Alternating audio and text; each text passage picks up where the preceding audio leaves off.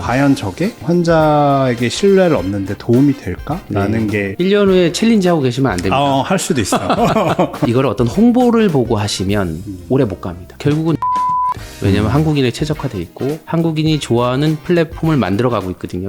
치과 의사들의 잡다한 이야기 저스트 덴티스트, 저는 호스트를 맡은 이승현입니다. 치과 의사들 사이에서 이제 영상, 브랜딩, 요즘 말로 감다살이라고 하는데 감이 너무 좋은 결과물을 만들기로 유명한 에드몽 몽컴퍼니 대표의 이원성 대표님 모셨습니다. 반갑습니다. 과찬이십니다. 아유, 아닙니다. 네. 몽컴퍼니는 어떤 회사인가요? 처음에는 단순히 홈페이지만 제작을 했었고 그 다음에 온라인 마케팅, 그 온라인 마케팅의 어느 정도의 한계를 느끼면서 브랜딩이라는 이 역할까지 하게 된 회사라고 보시면 될 것 같습니다. 시작은 홈페이지로 시작하셨고 맞아요. 원장님들이랑 디스커션 하시면서 브랜딩에도 많이 참여하고 계시고 영상 작업도 굉장히 많이 하고 계신 걸로 아는데 맞아요. 결국은 이제 브랜딩이 저희가 말만 멋있게 한다고 되는 건 아니잖아요. 어떻게 표현할 것인가에 대한 문제도 되게 중요한 부분이기 때문에 그 표현을 영상으로 하려고 많이 노력을 하고 있죠. 그리고 제가 느끼는 이제 몽컴퍼니의 장점 중에 하나는 감성 있는 영상? 울기 직전 따뜻한 그런 류의 영상과 브랜딩을 굉장히 잘 하시는 것 같아요. 일단 영상팀 자체가 회사의 규모 대비 꽤 많고 연출자나 작가, 상업 영상팀 같은 그 구조를 가지고 있습니다. 항상 볼 때마다 맞아요, 네. 되게 따뜻한 영상을 잘 찍는다. 치과는 특히나 경기를 많이 타는 것 같은데 대표님 보시기에 요즘 치과 시장의 분위기는 어떠세요? 참 신기한 건 잘 되시는 원장님은 진짜 다 잘 돼요. 어떤 경기라는 게 없습니다. 근데 안 되시는 분은 잘 될 때도 좀 덜 되는 것 같고 안 될 때는 더 안 되신다라는 느낌이 좀 저는 이제 통계를 많이 보다 보니까 네네. 경기에 영향을 주는 치과들은 되게 분명하게 명확한 컨셉이 없는 치과들. 쉽게 말하면 좀 쉬운 환자만 좋아하는 원장님들. 타겟이 명확하지 않다라고 인식을 네. 해도 될까요? 맞아요.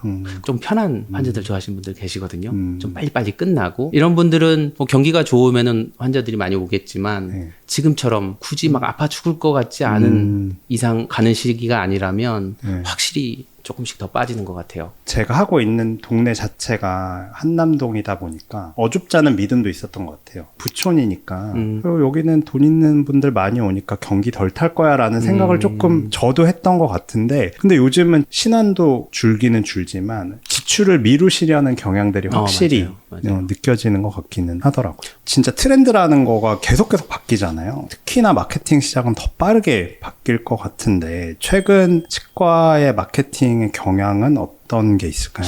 역시나 1인 미디어인 것 같아요. 저는 이제 마케팅을 하고 원장님들을 뭐 영상을 찍든 사진을 찍든 뭐 블로그 글을 쓰든 저희가 뭔가 대행을 해서 돈을 버는 사람들이 거잖아요. 네네. 근데 지금 워낙 이 엔터테이너 분들이 너무 많아요. 뭐 스레드나 이런 툴 보면 환자와 직접 대화하고 직접 어떤 관계를 맺으면서 환자가 오기 때문에 요즘에 마케팅 회사 대표로서 고민이 많은 거긴 합니다. 인간 이승현을 보고 오는 것이냐 아니면 치과의사라는 전문가인 나를 믿고 오는 것이냐 이 두 부분에 있어서 고민이 되는 게 인간 이승현이 흥미롭고 재밌어서 오는 거라면 신원 유입은 될 수 있지만 전문성에 대해서는 사실 퀘스천 마크가 남아있는 거잖아요. 네네. 그래서 저는 치과의사분들이 챌린지나 그런 거에 대해서 약간 소비되는 거에 대해서 부정적인 생각을 가지고 그렇죠. 있기는 해요. 과연 저게 환자에게 신뢰를 얻는데 도움이 될까? 라는 게 대표님 어떻게 생각하세요? 1년 후에 챌린지 하고 계시면 안 됩니다. 할 수도 있어요.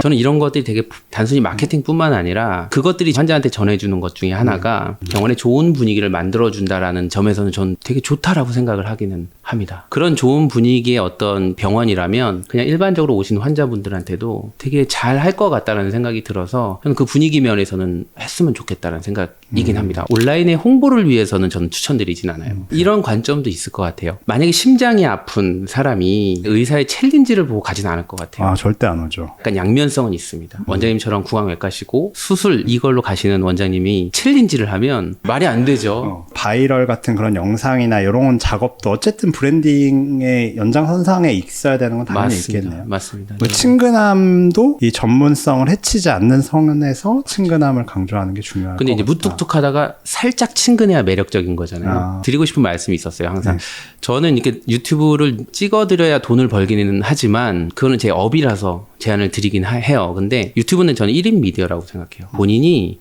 하고 싶은 말 있을 때 내가 블로그 쓰듯이 그냥 키고 얘기를 해야지만 요즘 분들이 진정성을 느끼는 거지. 뭐 세팅을 딱 해놓고 마치 아나운서 두 분이 얘기하시는 것처럼 얘기하면 환자분들한테는 사실 아무런 감동을 주지 않는 거죠. 1인 미디어라고 하는데 결국에는 조회수가 나오는 영상들을 보면 둘 중에 하나예요. 엄청 자극적으로 다른 치과를 까내리거나 네네. 그리고 가격 얘기하거나 아, 그렇죠. 둘 중에 하나인 것 같아요. 그런 1인 미디어도 결국에는 주목받고 조회수를 받고 이제 신환으로 유입이 되려면 굉장히 또 자극적으로 만들어야 되나? 맞아요. 라는 또 고민도 되는 것 같아요.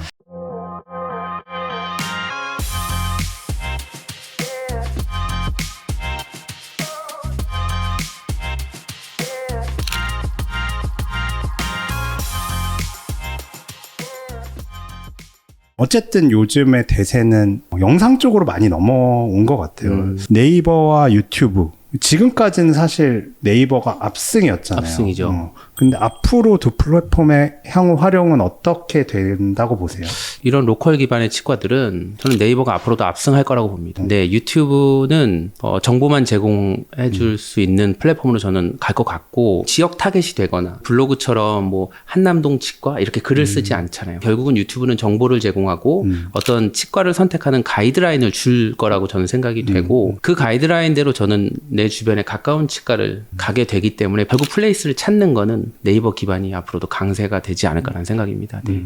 치과 입장에서는 영상의 활용은 최소한의 비용을 들여서 1인 미디어 쪽으로 이제 정보 제공을 유튜브로 하고 그거에 프롬프트 형식으로 그런 블로그를 쓰는 것도 나쁘지 않겠네요. 너무 좋죠. 블로그하고 영상도 같이 하실 수 있는 거고 그런 검색의 흐름을 좀 보시면 마케팅이나 뭐 이런 것들이 그렇게 어렵지는 않습니다. 근데 어떤 영상이다, 글이다 이렇게 나누지 않으셨으면 좋겠어요. 블로그를 잘 하시는 분이 영상도 잘해요. 맞아요. 하나고. 글을 잘 쓰시는 분들이 맞아요, 말도 맞아요, 잘하니까. 맞아요. 뭐 네이버 얘기 나와서 조금만 더 말씀드리면 나이대가 어려질수록 구글 쪽으로 많이 넘어간다고 하더라고요. 네. 그럼 네이버 플레이스, 구글 지도 이 두 플랫폼은 어떻게 될 거라고 보세요? 결국은 네이버입니다. 왜냐하면 한국인에 최적화돼 있고 한국인이 좋아하는 플랫폼을 만들어가고 있거든요. 네이버가 자꾸 비교시켜주고 후기도 많아주고 여기 왔다 또 다른 데 갈 수 있게끔 플레이스에서 또 맛집이나 이런 것도 계속 제안해 주잖아요. 네네. 그거를 저는 구글이 이길 수 없다라고 생각하고 정보를 찾는 거는 구글이나 유튜브가 훨씬 압도적이긴 한 것 같아요. 다만 거기에서 찾은 치과를 내가 검증하는 단계는 무조건 네이버라고 생각해요. 그러니까 정보 탐색은 구글, 확정 짓고 어떤 검증하는 단계는 결국 네이버밖에 없는 것 같아요. 그래도 구글이 많이 올라왔다고 느끼는 게 그 네이버의 검색 키워드 유입이 보이잖아요. 네. 근데 거기에서 예전에는 80~90%가 그냥 네이버의 한남동 치과 쳐서 이제 검색해서 들어오는 거였는데 요즘은 제가 수면 마취를 많이 해서 그런지 특히 수면 키워드는 80~90%가 구글 쪽으로 해서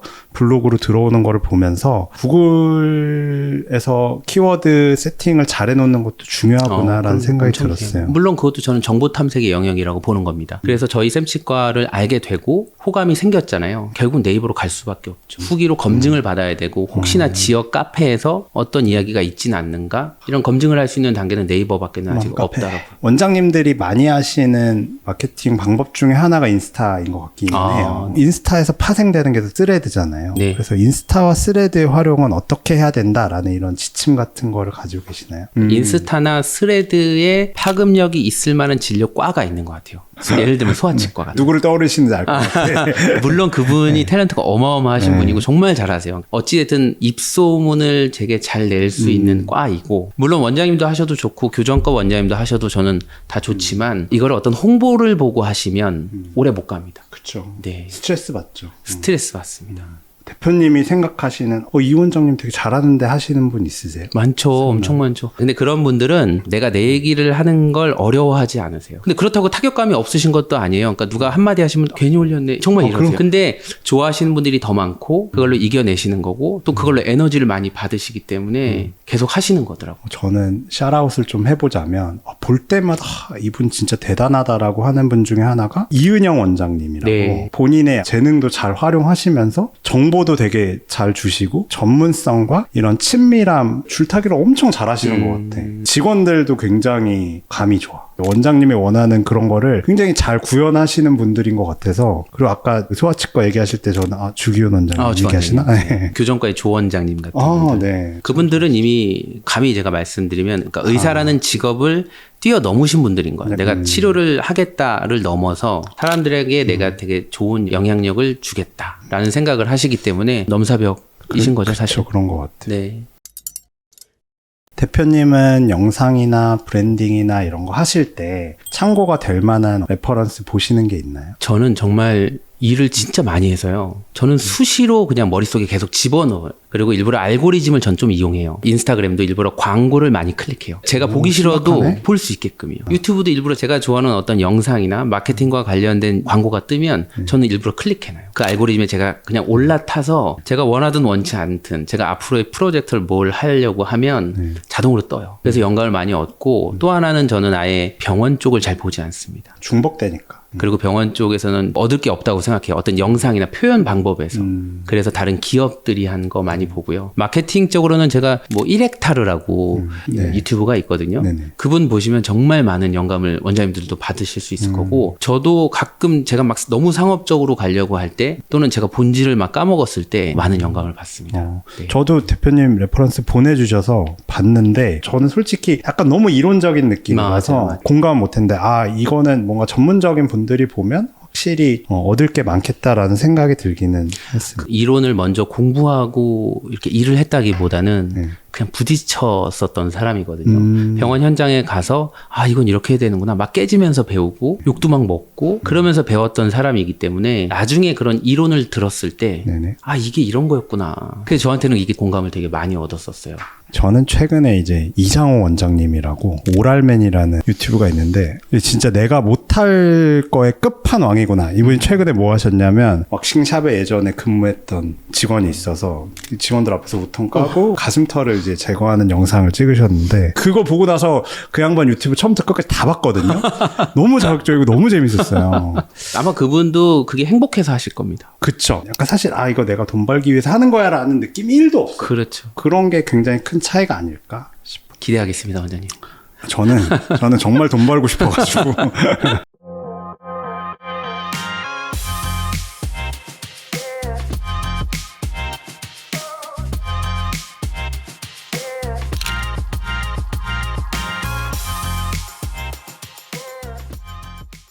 저는 대표님 일이 되게 힘들 거라고 생각하거든요. 내가 모르는 사람이잖아요, 클라이언트가. 맞죠. 내가 모르는 사람을 만나서 팔릴 만한 프로덕트의 스토리를 만들어내는 그게 너무 힘들 것 같아요.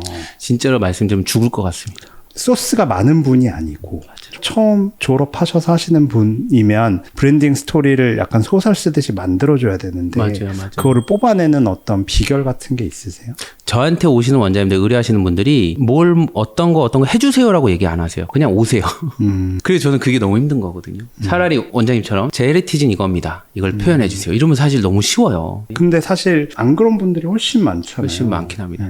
그래서 브랜딩을 내가 원하는 치과를 만들려고 하지 않으려고 노력해요. 제가 수십 개의 치과를 만들고 있는데 그럼 다 똑같은 치과가 될 거잖아요. 그러면서도 제가 계속 느끼는 건 이 원장님으로부터 뭔가를 찾아야겠다. 진짜 뭐 하나 알아. 어떤 가족적인 거, 사회에 나와서 어떤 이슈 또는 대학병원에서 수련 받으셨을 때 어떤 환자와의 어떤 교감. 저는 어떻게든 그걸 찾으려고 해서 식사도 하고 좁은 공간에서 이야기를 진짜 많이 합니다. 그냥 그거 하나 딱 잡아내는 게 시작이죠. 그 사람이 하고 싶어 하는 치과에 대한 가치관을 조금 미리 좀 엿봐야 되긴 하겠네요. 무조건이요. 제가 아무리 뭐 좋아 보이는 거 만들다 하더라도 어차피 이어지지 않아요. 오픈하고 나면 결국 그 원장님 성향대로 병원은 흘러가고 제가 어느 순간 그런 걸 보면서 가짜는 하면 안 되는 거구나. 이 브랜딩의 영역에서 할 수 없는 거구나를 많이 느껴서 저는 어떻게든 하나를 찾으려고 노력을 합니다. 근데 이게 쉽지가 않은 게 처음 개원하는 원장님들은 자기 진료의 컨셉이 뭔지 사실 잘 몰라요. 모르세요. 맞아요. 저도 사실 내 진료 철학이야 라는 거를 이제야 감이 올까 말까인데 처음 시작하시는 분들은 어서 오세요부터 사실 시작하시는 거잖아요. 그런 분들이 어떤 환자를 타겟으로 하는지 어떤 진료 철학을 갖고 있는지를 뽑아내서 브랜딩으로 녹인다? 저는 굉장히 어려운 일일 것 같아요.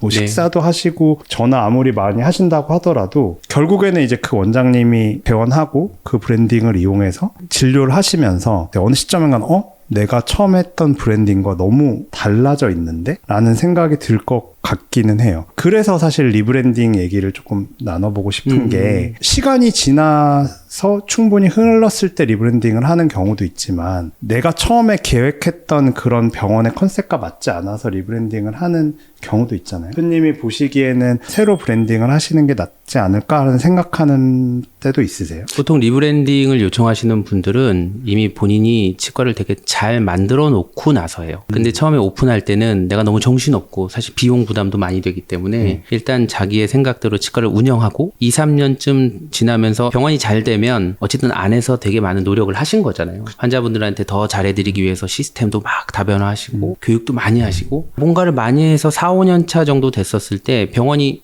좀 된다. 근데 우리 병원은 뭘 잘하지? 정리를 못 하신 분들이 되게 많은 것 같아요. 그래서 그걸 정리하는 게 리브랜딩이지 새로운 컨셉을 담는 거는 아니라고 저는 생각이 되고 의외로 그런 원장님들 진짜 많습니다. 가면 너무 잘하세요. 환자분들도 후기도 너무 좋은데 원장님 뭘 잘하세요? 원장님 저희 브랜딩은 어떤 거예요? 라고 하면 모르겠는데요. 이런 분들 진짜 많습니다. 그게 사실 말로 표현하는 게 어려워서 그렇지 분명히 있긴 있을 많죠. 거예요. 많습니다. 네. 중요한 거는 결국은 오너인 원장님이 때가 돼야 돼요. 여유가 있어야 되고. 그랬을 때 이제 브랜딩이라는 걸 해보실 수 있게 되는 것 같습니다.